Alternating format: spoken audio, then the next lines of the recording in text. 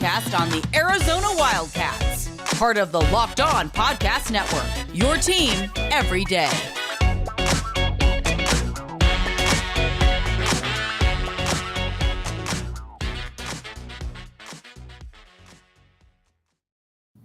Thanks for listening to the Locked On Wildcats podcast. I'm your host, Mike Luke, John Schuster. All right.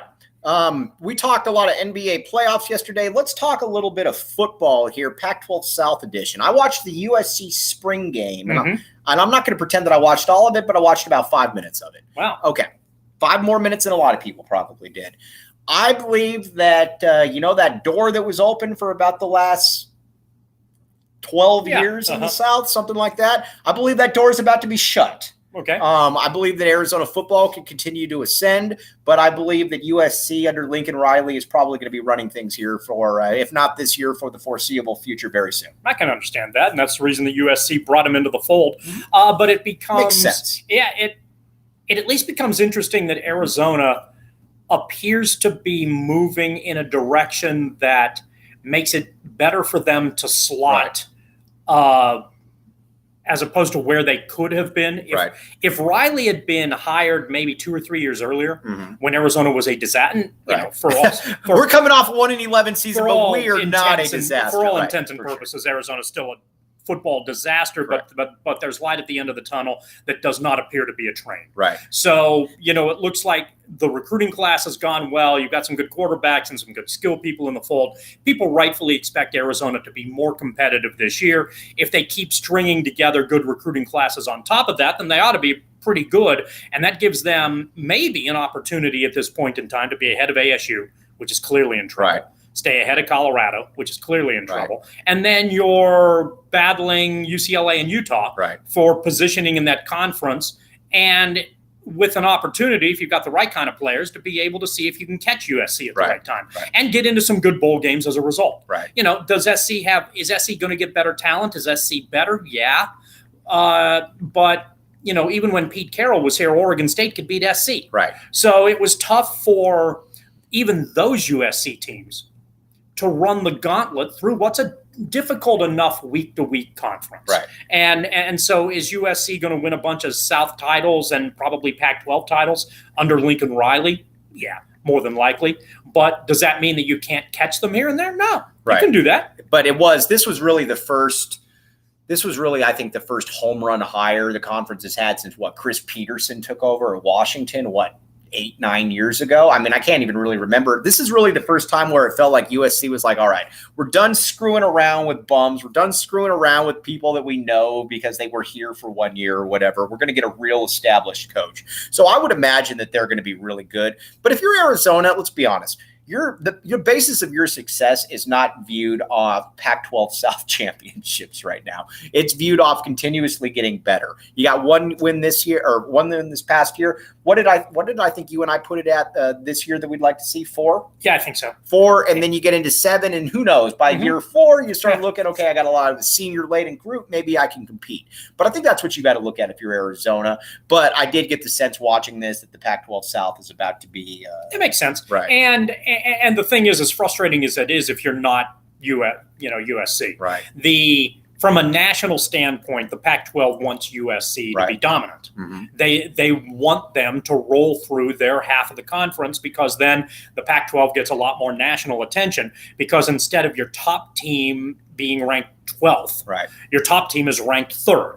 And if you're 3rd, then you're in the conversation for being in the playoffs, and then the conference gets a lot more air behind it. And that's what the conference wants. That's how other conferences have marketed themselves. That's how somehow Oklahoma has gotten into it, seemingly an endless amount of playoff slots, and never perform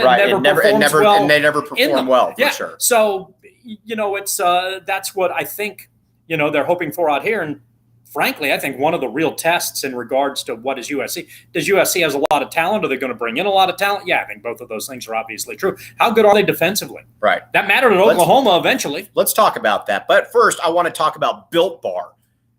We always talk about it. The difference with the really good schools, they got the big man in the trenches. Built Bar, duh. I mean, I look at it. Do you think that Built Bar is more prolific in the South than maybe it is in the other parts of the country? Oh, it absolutely is. And there's one singular reason for the most consistent team in the conference that we haven't discussed. The reason that the South is as competitive as it is because of Utah, where Built Bar is based. I was going to say Built Bar is based out of Utah. Think of who's got consistently one of the better front lines in this conference. Right. And it's the Utah Utes. Right. So is that coincidence? Right. I don't think so. Let's take a quick break. Thanks for keeping it locked on Wildcats. All right, let's make fun of ASU. Okay. ASU just lost 2 more starters. Wow. ASU is in a very bad situation right now. And the reason they're also in a bad situation is because they haven't necessarily hit rock bottom yet. And you don't know when rock bottom is going to hit because you can't get a good coach right now because they have no clue what's going to happen there. And these could be significant sanctions we're talking about right here. So what ASU looks like a dumpster fire for the foreseeable future. And the foreseeable future could be 5 years. Right. And that's the weird thing, I think, in college athletics. We think that in the moment, and I think Arizona and ASU, what's happened in the last couple of years, are very good examples of this. We look at these as being long-term problems because they're major short-term issues. Right.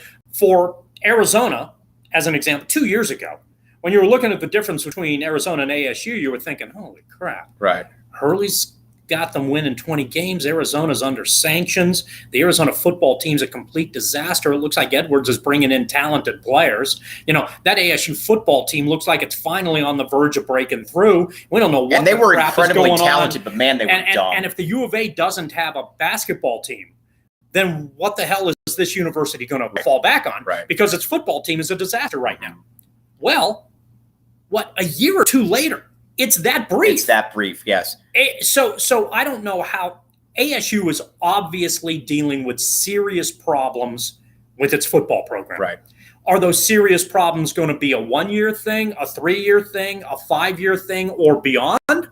Well, that remains to be seen, and there's a lot of uncertainty in the way that lays out. But they're in a bad spot. Their basketball program, I think, is okay, but it's leveled off. Right. For sure. It feels that upside that I think maybe people looked at doesn't seem to be there. It's maybe he's peaked. Right. Maybe he's topped off. And so there are a lot of odd. There's a lot more uncertainty, I think, with what's happening at ASU and what could happen in the foreseeable future at ASU than there is at Arizona. You feel good about Arizona's basketball program. Right. You feel like Arizona's football program, whatever that means, is heading in a positive direction and a decent positive direction. Right. It's not like Arizona's heading into a positive direction because in the long term they could be a 4-win football team. You feel like Arizona's heading in a positive direction because they could win 8 or 9.